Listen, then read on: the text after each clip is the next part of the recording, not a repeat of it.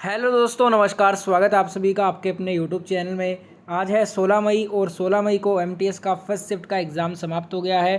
First shift के 100% जो real question पूछे गए थे आपसे, वो सारे क्वेश्चन डिस्कस करेंगे इस वीडियो में। तो जिन्होंने भी वीडियो को अभी तक लाइक नहीं किया है, फटाफट से वीडियो को शुरू करने से पहले जितने भी मेरे प्यारे दोस्त वीडियो देख रहे हो, एक साथ लाइक बटन को दबा दो और ज़्यादा से ज़्यादा वीडियो को शेयर भी करना। चैनल को सब्सक्राइब करने के बाद अगर आप बेल आइकन ऑन कर लेते हो तो एमटीएस की सारी एनालिसिस का नोटिफिकेशन आप तक पहुंच जाएगा।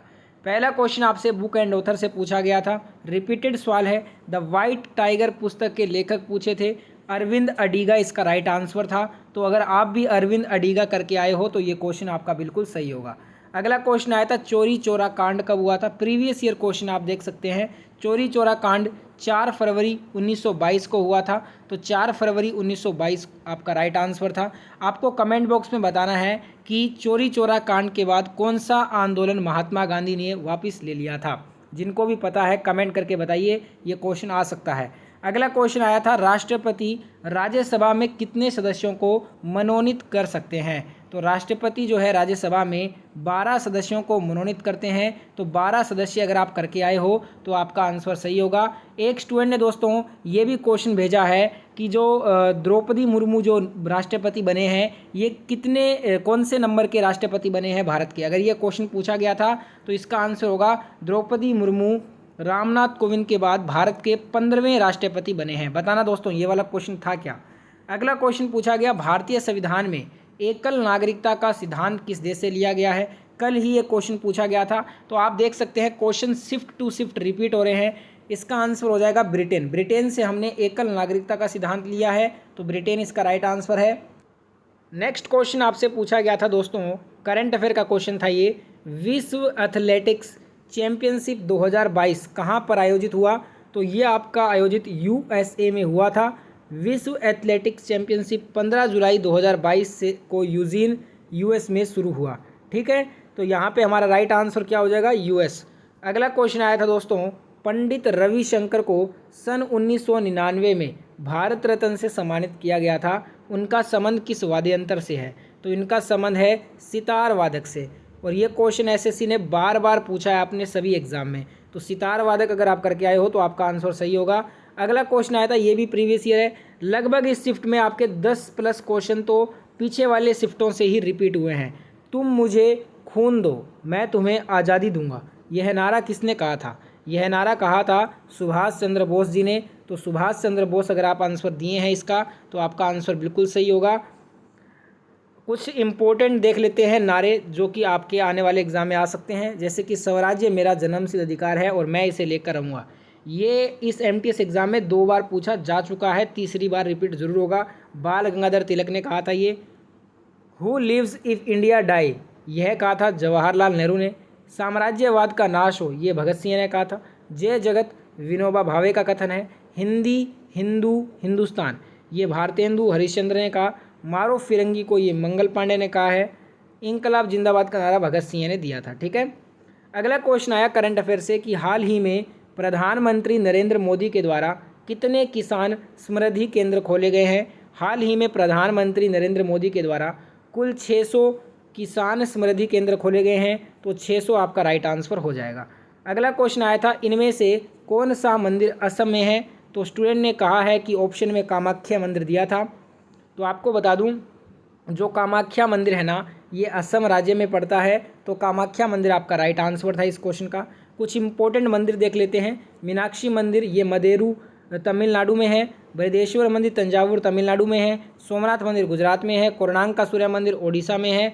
उसके बाद बात करें लिंगराज मंदिर, ये भी ओडिशा में है। ठीक है, अगला क्वेश्चन पूछा गया था, इनमें से कौन सी नदी बंगाल की खाड़ी में नहीं गिरती है।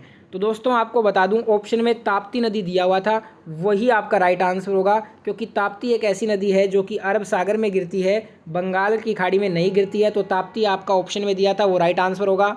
बात करें दोस्तों बंगाल की खाड़ी में गिरने वाली नदियों की, तो कृष्णा, कावेरी, स्वर्णरेखा, ब्रह्मपुत्र, बैतरणी, महानदी, गोदावरी, गंगा, ये सारी की सारी नदियाँ बंगाल की खाड़ी में गिरती हैं। उसके बाद अरब सागर में गिरने वाली नदियों में नर्मदा, ताप्ती, सिंधु, साबरमती, माही, पूर्णा, ये नदियाँ जो हैं वो अरब सागर में गिरती हैं। हमसे ये पूछा था कि इनमें से कौन सी नदी बंगाल की खाड़ी में नहीं गिरती हैं।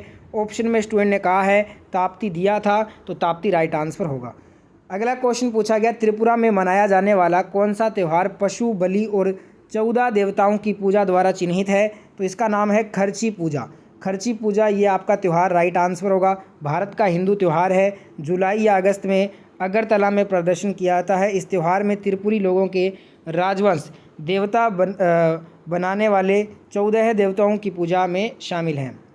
अगला क्वेश्चन आया था, मुरुगन त्यौहार किस राज्य में मनाते हैं? त्यौहार से बहुत क्वेश्चन आए हैं इस शिफ्ट में।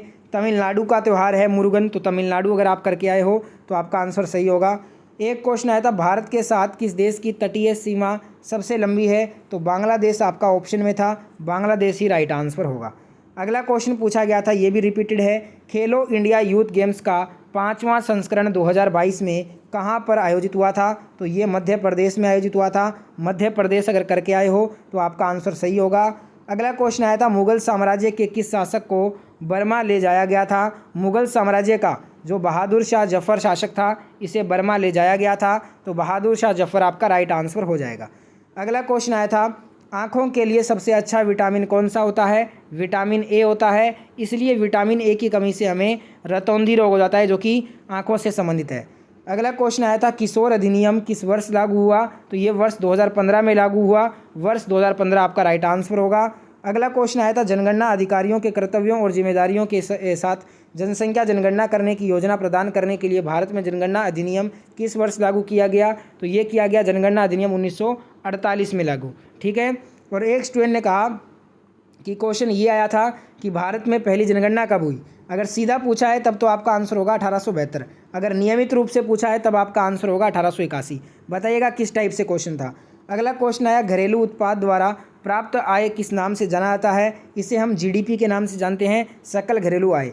अगला क्वेश्चन आया था, हरिप्रसाद चौरसिया को 1992 में कौन सा पुरस्कार दिया गया?